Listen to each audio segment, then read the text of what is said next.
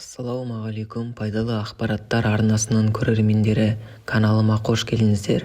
Бүгінгі видеода Қазақстанда кең тараған паразиттер туралы, паразиттер қайдан пайда болатынын, өзімізде паразиттердің болуын қалай анықтауға болатыны туралы айтатын боламын. Видеоны соңына дейін көріп, комментарияға өз ой-пікірлеріңізді жазып кетіңіздер. Паразит бұл организмнің ішінде өз қожайынының есебінен өмір сүретін, параллель өмір сүретін, біздің энергиямызды, жасушаларымызды тұтынатын, тағамды жейтін организм. Ол денсаулықты жақсарту үшін қабылдаған дәрумендер мен басқа да қоспаларды сіңіреді. Адам микроскопиялық паразиттерден бастап бірнеше метрге созылған құрттарға дейін әртүрлі мөлшердегі паразиттердің 100-ден астам түрінің қожайыны бола алады. Паразиттің мақсаты оның тіршілігін жасыру. Айлакер паразит байқалмайды. Өйткені егер ол байқалса, оны жою үшін қандай да бір шаралар қолданатыны сөзсіз. Дәрігерлердің пікірі бойынша тұрғындардың 80% астамына паразитарлық инфекцияны жұқтыру қаупі төніп тұр. Негізгі қауіп-қатер тобына балалар мен термиялық өңдеуден өтпеген азық-түлікті ұнататын адамдар жатады. Адамдарда паразиттердің таралуы бойынша бірінші орынға энтеробиозды қойып отыр. Оның негізгі себебі жыланқұрттар. Олар балаларда жиі кездеседі. Жыланқұрттар адам ағзасына ауыз арқылы түседі. Балаларда жыланқұрттардың болуының негізгі белгілері анус аймағында қышу, балаларда мазасыздық пен күйгелектік, тәбеттің болмауы және іш аймағында ауру сезімі. Осы белгілер ата-ананы бірден алаңдату қажет. Көбісі құрттар бәрінде бар деп ойлауды және оған көңіл бөлуді қажет жоқ деп есептейді. Бірақ бұл теріс пікір. Жыланқұрттарды анықтау өте оңай. Олар анда-санда сыртқа шығады. Себебі олардың көбею цикліне ауа қажет. Сондықтан оларды аналды тесік аймағында көре аласыз. Бала қышып тұрған аймақта қасу мүмкін. Содан соң қолын жумай, өзін қайтадан паразиттермен жұқтырады. Балаға қолын аузына салмау, тырнақтарын тістемеу, жуылмаған жеміс-жидектерді жемеу туралы түсіндіру өте маңызды. Балаға қолын сабынмен жууды дағдыландыру керек. Төсек жабдықтары мен іш киімдерді термиялық өңдеу және ыстық үтікпен үтіктеу қажет. Қазақстандық науқастардың ішінде екінші орынды аскаридалар алады. Бұлар қан және лимфа ағысымен адамның ағзасына тарайтын қауіпті паразиттер болып табылады. Аскаридалар бронх-өкпе жүйесін жақсы көреді. Себепсіз жөтел шақырады. Тіптен демікпенің көрінісі байқалады.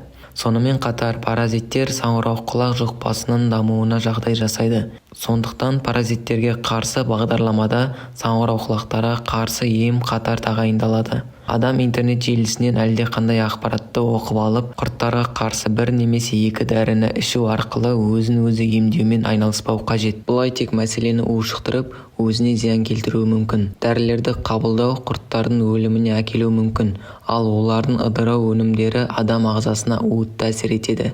Келесі жиі тараған паразиттер лямблялар. Лямбля құрт емес, олар қарапайымдыларға жататын өте қауіпті паразит. Көбінесе бауыр, өт жолдары және өт қапшығында болады. Шала қуырылған ет, балық, суши сияқты тағамдармен ауыз арқылы жұғады. Лямблялардан құтылу оңай емес, себебі олар ішекте тіршілік етпейді. Іркілген өт ас қорытуға толық қатыспайды.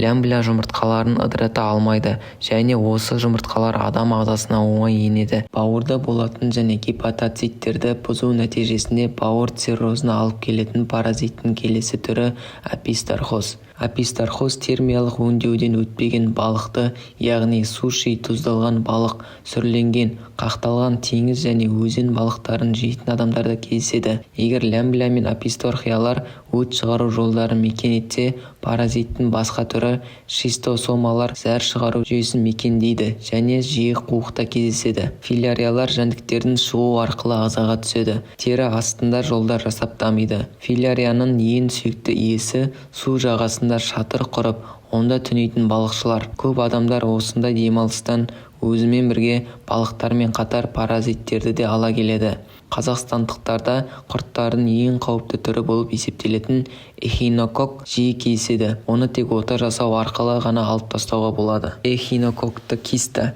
нәресте басының көлеміндей өлшемге дейін жетеді. Оны қатерлі ісікпен шатастырып алу әбден мүмкін. Оны УЗИ жасаған кезде бауыр мен өкпеден анықтайды. Содан кейін сараптамалармен расталады. Эхинококты операциялық жолмен алып тастаудың жаңа әдістері қолданылғанмен шала қуырылған, әсіресе бауырдан жасалған кәуапты жемеген абзал. Сәтті аяқталған отадан кейін де аурудың қайталану қаупі өте жоғары. Құрттарды жұқтыру жолдары көп жағдайда азық-түлік арқылы, оларға дұрыс жуылмаған көкөністер мен жеміс-жидектер, қоғамдық тамақтану орындарындағы жуылмаған ыдыстар, шала піскен ет, стейктер, бургерлер және балық, суши жатады. Қорқор паразиттерді жұқтырудың тағы бір жолы болып табылады. Себебі құралдың бөліктері залалсыздандырылмайды. Қорқор арқылы паразиттер мен қатар бактерия мен вирустарды да жұқтыруға болады. Тауық жұмыртқасын пісірер алдында сабынмен жууға, сондай-ақ қайнатылған немесе сүзгі арқылы өткен суды ішуге кеңес береді. Азық-түліктерді мұздатқышта қатыру көмектеспейді. Себебі паразиттер мұздатылған балықтар мен етте сақтала береді. Жылулық өңдеуден өтпеген азық-түлікке ерекше көңіл аудару керек. Майсабақ пен бастырманы жақсы көрсеңіз, тексерілген өнеркәсіпте жасалған жерден алған абзал. Көк шөптерді су ағынында жуу арқылы құрттардың жұмыртқасынан құтыла алмайсыз. Оны сірке ерітіндісіне салып қоюға болады. Жемістерді арнайы заттармен жуу қажет. Қызанақ пен қиярды ыстық сумен шаюға болады. Көше мен саябақтарда жануарлардың тазаланбаған нәжісі кеуіп, шаң тозаңға айналып, желмен таралып, әртүрлі заттардың бетіне қонады. Осындай шаңда паразиттердің құрттары болуы мүмкін.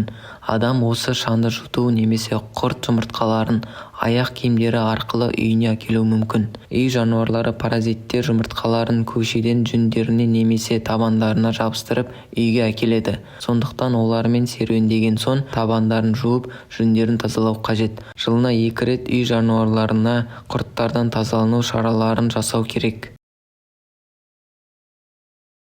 Паразиттермен жанаспау мүмкін емес. Адам әлеуметтік тіршілік иесі.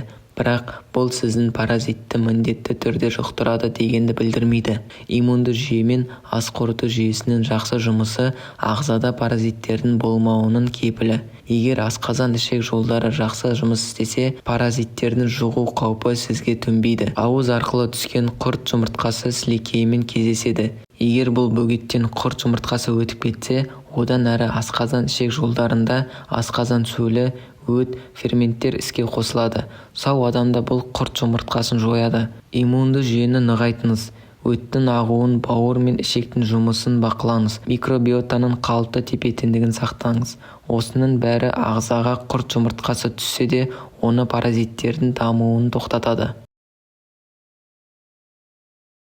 Паразиттер өте қауіпті, олардың өздерінің бар жоғын білдіртпейді деп ескертеді дәрігерлер. Паразиттерден ауру сезімі болмайды, айқын клиникалық белгілері байқалмайды. Жұқтырған адамда полиноз, дерматиттер, бөртпелер сияқты аллергияға бейімділік пайда болады. Иммунитеті төмендеп, дәрумендер мен микроэлементтердің тапшылығы байқалады. Мысалы, темір тапшылықты анемия, гемоглобиннің төмендеуі ағзада паразиттердің болуының бір белгісі болып табылады. Яғни ағзада баяу ағымды созылмалы үрдістер жүреді. Оның себебін табу өте қиын және емге көне бермейді. Глистік инвазияның жанама белгілеріне құрғақ шаш, шаштың түсуі, қайызғақ, тырнақ бетінің деформациялануы, тырнақтарда ақ дақтардың пайда болуы, көрудің нашарлауы жатады. Құрттардың жиі кездесетін белгілеріне үнемі шаршағыштық сезімі, апатия, әлсіздік, көңіл күйдің болмауын айтуға болады. Бірақ нақты диагнозды қойып,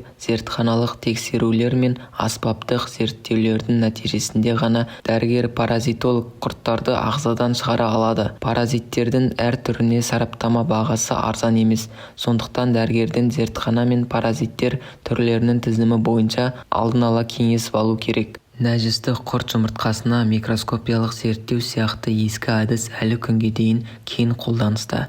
Бірақ қазір паразиттерді анықтау үшін көптеген заманауи әдістер бар. Айтап айтсақ, ИФТ мен ПТР зертханасы, қан арқылы диагностика. Сонымен қатар паразиттерді аспаптық әдістермен анықтауды да назардан тыс қалдырмау керек. Негізінен паразиттерді адамдарда анықтау оңай емес. Қазіргі уақытта Ресейде провокация мен сараптама жасау қолданылады, яғни емделуші алдын ала құртқа қарсы дәріні ішеді. Дәріні қабылдау сараптамада реагенттердің паразиттердің болуына жауап қайтару мүмкіндігін жоғарылатады. Провокацияны қашан және қалай жасауды дәрігер ғана шеше алады. Жүктілікті жоспарлап жүрген отбасылық жұптарға паразиттерге тексерілуге кеңес береді. Өйткені көп жағдайда құрттар баланың ана құрсағында біту қиындығының немесе бала денсаулығының бұзылысының себепкері болады. Адам ағзасында құрттардың болуы паразиттердің ең жоғарғы деңгейі болып есептелетін қарапайымдылардың жұғуына мүмкіндік береді. Бұл өз кезегінде бактериялардың көбеюіне алдын ала жағдай жасайды. Нәтижесінде саңырауқұлақтардың белсенді өсуі басталады. Бұл емделуі қиын вирустардың көбеюіне әкеледі. Осылайша құрттар паразиттердің басқа да түрлері, бактериялар мен вирустардың өсу мен көбею тізбегін бастап береді. Паразиттерден құтылған соң ғана басқа ауруларды сәтті емдеуге болады. Біз паразиттердің адамдарға тигізетін қаупін бағаламаймыз және тіпті бұл мәселені шешуге тырыспаймыз. Сондықтан денсаулығыңызға қымбат сыйлық ретінде қараңыз. Қолыңызды сабынмен және дезинфекциялық құралдармен жиі жуыңыз. Тамақты қуырып жақсылап қайнатыңыз. Денеңіздің тазалығын сақтаңыз. Кішкене күдік туындаған кезде медициналық көмекке жүгініңіз. Міне достар, бүгінгі видеомыз өз мәресіне жетті. Бүгін сіздер паразиттердің қандай түрлері бар екенін және қалай пайда болатындығын, сонымен қатар олардан қалай сақтануға болатынын білдіңіздер. Видео пайдалы болса, лайк басып, арнаға тіркеліп, қоңыраушаны басып, комментарияға өз ой-пікірлеріңізді жазып кетіңіздер.